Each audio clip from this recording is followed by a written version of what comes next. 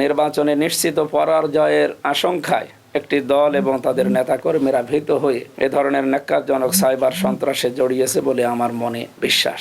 বর্তমান তথ্য প্রযুক্তির যুগ। আমরা এই তথ্য প্রযুক্তিকে ব্যবহার করার মাধ্যমে দ্বীনের দাওয়াত এবং সত্য বিধানগুলো মানুষের মাঝে ছড়িয়ে দেওয়ার একটা প্রয়াস চালাচ্ছিলাম। বিশেষ করে আমার ফেসবুক পেজ, সোশ্যাল মিডিয়ার মাধ্যমে, যেটা প্রায় 7.5 লাখের মতো আমার ফলোয়ার ছিল। আমি 6.5 লাখের মতো আমার ফলোয়ার ছিল। তাদের কাছে একবারে কথাগুলো পৌঁছানো, আমার তাফসির মাহফিল, ওয়াজ মাহফিল এবং আমার নিজের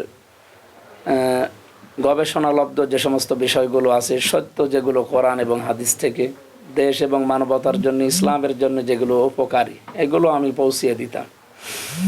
কিন্তু দুঃখের সহিত লক্ষ্য করলাম একটা কুচক্রী মহল পরিকল্পিতভাবে আমার অফিসিয়াল পেজের বিরুদ্ধে ফেক স্ট্রাইক বা মিথ্যা অভিযোগ নিয়মিতভাবে করে তারা রিপোর্ট চালাচ্ছিল। এমতো অবস্থায় আমার ভেরিফাইড পেজ আজ দুপুরবেলা ডিসেবল হয়ে যায়, নষ্ট হয়ে যায়।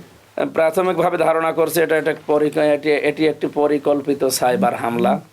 নির্বাচনে নিশ্চিত পরাজয়ের আশঙ্কায় একটি দল এবং তাদের নেতাকর্মীরা ভীত হয়ে এ ধরনের ন্যাক্কারজনক সাইবার সন্ত্রাসে জড়িয়েছে বলে আমার মনে বিশ্বাস। অফলাইনের পাশাপাশি অনলাইনে আমার প্রচারণা ব্যাপকভাবে সাড়া ফেলে প্রতিপক্ষ দলটি দিশেহারা হয়ে যায়। জনগণের স্বতঃস্ফূর্ত সমর্থন দেখে তারা এই ডিজিটাল প্ল্যাটফর্মকে বাধাগ্রস্ত করার জন্যে বিভিন্ন রকমের ষড়যন্ত্র করে। এই ব্যর্থতা ঢাকতেই তারা সাইবার হামলার পথ বেছে নেয়। আমি স্পষ্ট করে বলতে চাই, এ সমস্ত সাইবার সন্ত্রাস ও গণতান্ত্রিক অধিকার হরণের অপচেষ্টা আমাদের কাউকে দমাতে পারবে না ইনশাআল্লাহ। জনগণের ভালোবাসা এবং তাদের সমর্থনই আসলে আমাদের শক্তি, সর্বোপরি আল্লাহর রহমত। আমরা ইতিপূর্বে ফেসবুক কর্তৃপক্ষের কাছে যথাযথ প্রমাণসহ আপিলটি করেছি। আমাদের টেকনিক্যাল টিম নিরলসভাবে কাজ করছে পেজটি ফিরিয়ে আনার জন্য। যারা এ ধরনের ডিজিটাল অপরাধের সাথে জড়িত তাদের শনাক্ত করার জন্য আমরা প্রয়োজনে দেশের প্রচলিত আইনের সহায়তা নেব এবং সাইবার ক্রাইম ইউনিটে অভিযোগ দায়ের করব। একই সাথে আমি নির্বাচন কমিশন, আইন শৃঙ্খলা বাহিনী এবং সংশ্লিষ্ট সাইবার নিরাপত্তা কর্তৃপক্ষের দৃষ্টি আকর্ষণ করছি এই ঘটনার সুষ্ঠু তদন্ত এবং দোষীদের বিরুদ্ধে আইনগত ব্যবস্থা দ্রুত গ্রহণ করার জন্য। আমি বিশ্বাস করি প্রযুক্তিকে সত্য প্রচারের হাতিয়ার হিসাবে ব্যবহার করা উচিত, কাউকে দমন করার জন্য নয়।